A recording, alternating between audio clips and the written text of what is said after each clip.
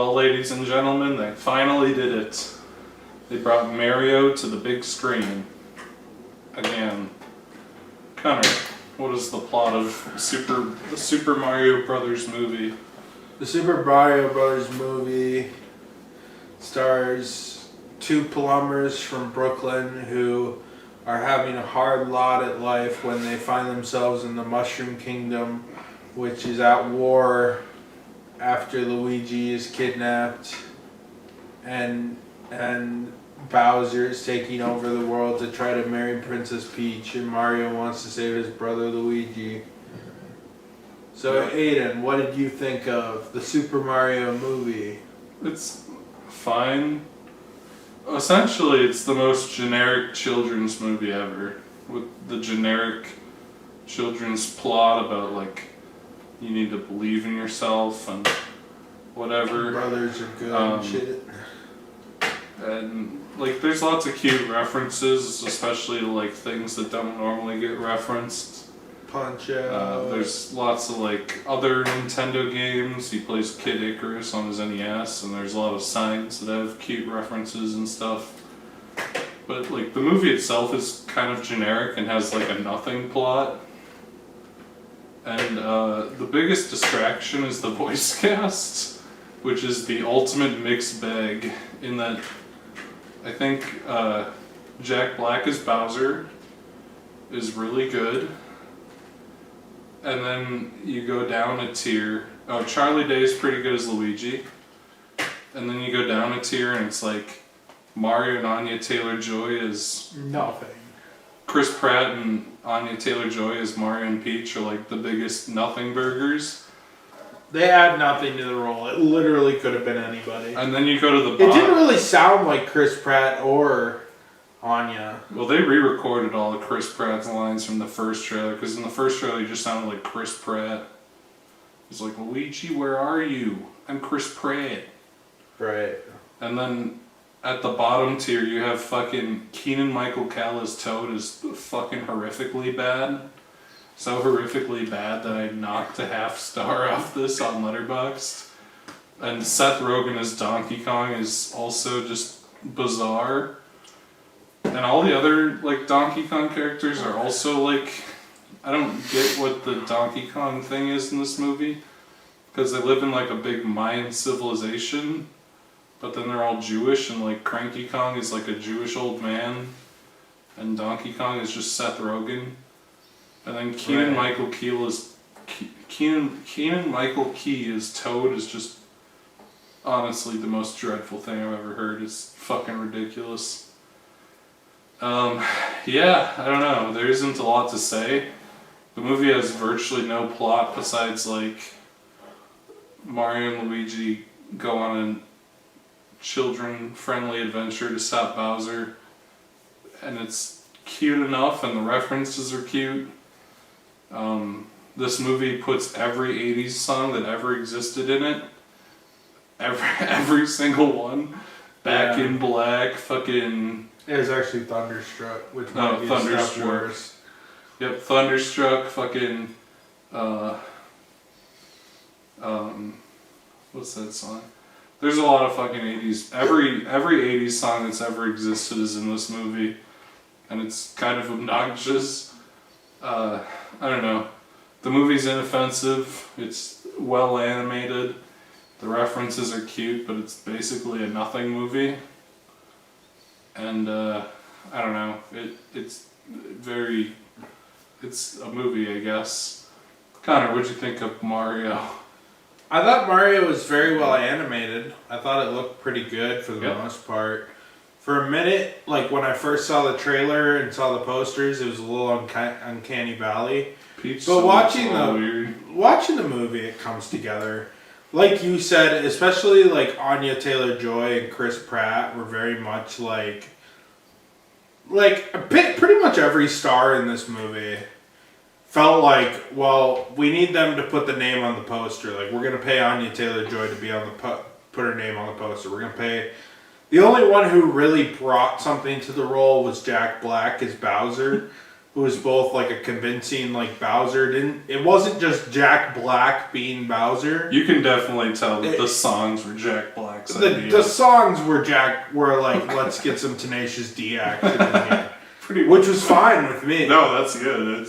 I'm fine with it. There was personality, and there was enough Jack Black, but it felt like Bowser. The movie really and felt Anya like Taylor-Joy melted into the role of Princess Peach to the point where, why didn't you just get like Tara Strong or somebody who would have been a little cheaper but a little less name recognizable?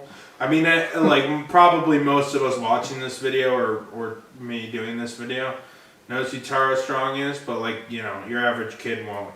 But just get like some voice actor. Like it could have been anybody. And I'm not saying the performance was dreadful, but Keegan-Michael Key was dreadful. there were some dreadful ones in there. Don't get me wrong. So bad. But like Chris Pratt and Anya Taylor-Joy, specifically those two, were like, they're not bringing anything to this. No, not at all. They are reading the lines to receive a paycheck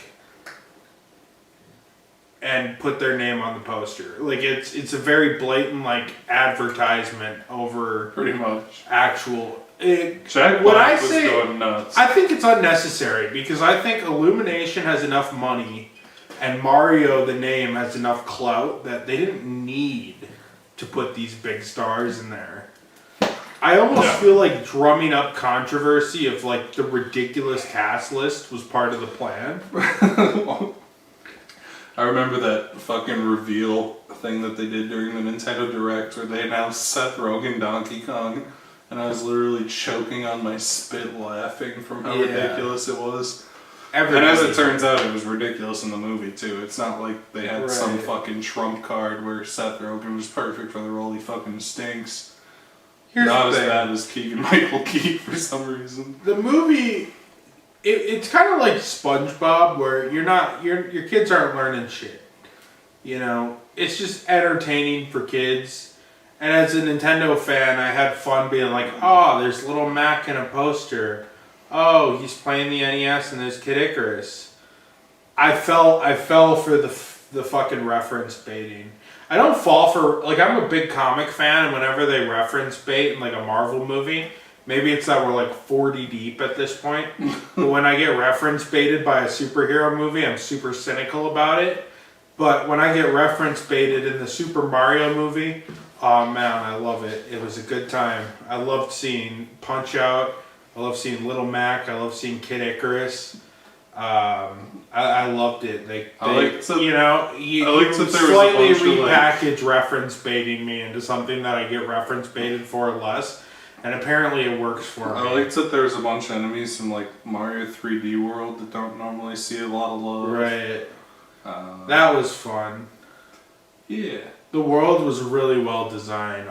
We didn't go to a ton of worlds in this one, but everything was really well designed. It was cool. Yeah. Lots of cool stuff. Well animated for sure. Yeah, no, it looks really nice. Jack Black is incredible, and Charlie Day is a pretty good Luigi too. Most of the cast is a mixed bag. A mixed bag. We'll call it a mixed bag. Right. You know, it was fine. It was fun. I'll probably get it on like digital or something and watch it like one more time and be like, oh. And if I was a child, I would have loved this shit. Oh, if this came out when I was 10, I would have gone fucking nuts. Exactly. I mean, this wasn't made for us, but I still had a good time. I thought it was pretty good. So, Aiden, would you recommend the Super Mario Bros. Movie?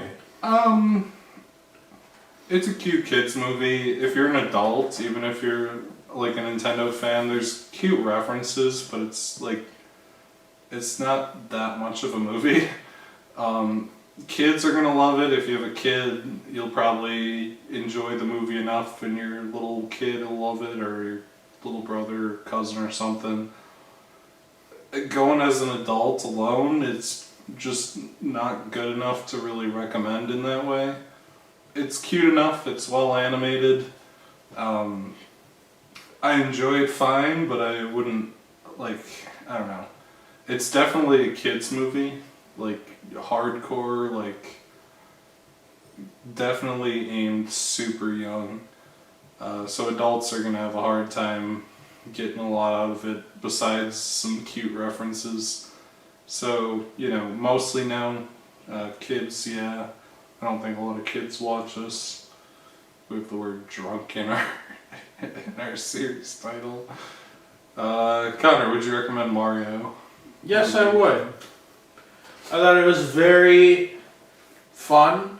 It's lighthearted. It's short, which I enjoy. It's short. It's bare bones. Everything happens, There's a scene where they're in the city. There's a platforming scene. There's a cart There's scene. a cart scene. Yep. There's a fight scene that kind of is reminiscent of Smash Bros. They fight Bowser. It feels like a movie designed to elicit the feeling of a Nintendo game. Kind of. Very good graphics, very cute graphics, everything's stylized, it's fun. It's a fucking mood, bro. And I felt the same way watching this as I did playing a game like Super Mario Odyssey. It's not nearly as good as Super Mario Odyssey. It's not on that level, but I know what you mean. You're tracking me here. I know what you mean. Like, it's meant to elicit that Nintendo feeling. It's some or that comfy, Mario simple brand. fun. It delivered on the Mario brand. Yeah, I In can't movie deny form. that. Where you look at something like the original Super Mario Bros. Movie, and they didn't try to deliver on the Nintendo I don't know brand. what they were delivering in that movie. Move the Blade Runner for some reason. Anyways, yeah. Have a good day, guys. Have a good night. Have a good afternoon.